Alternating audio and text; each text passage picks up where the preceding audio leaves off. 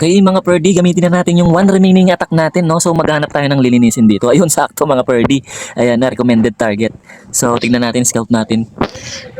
Scout natin ang 2-star. So, na 2-star lang ni Boss Mike. Okay, wala nang isip-isip yan mga Perdi. Ground attack pa rin. Yan pa rin yung composition ko. Okay, let's go.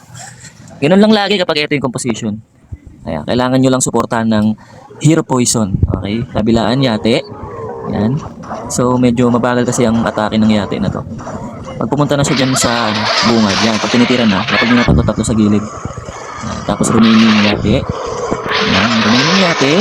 Yung Pajibar, James Warden together with Queen Mia, no?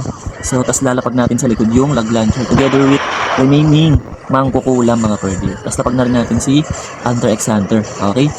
So, pag pumasok si King, Pajibar, pumasok na ba? Hindi ko makita si King Pajibar. Ay, ito pala.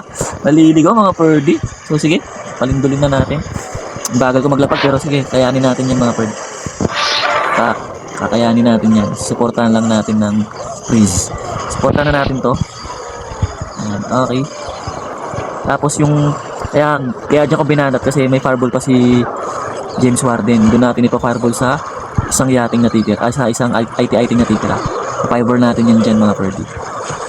Okay. So marami pang remaining heroes. Dalawa. Tapos may remaining troops pa tayo. Dalawang Mangkukulam. Tsaka dalawang root rider mga Perdi. Pero namatay na isa dun sa taas. Okay. So eto. Eto na nga, paparating na ang ating heroes sa defense. Okay, so please, sabay, fireball. Okay, wala na tayong problema. Maghintay na lang tayo ng mati 3 star.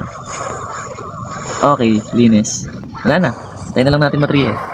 Di ba? So, nakalinis tayo. Medyo ako lang yata yung active dito. Pag ako gumawa ng sarili kong clan, babay. Natamad ako sa mga kasama ko dito eh. Pakak!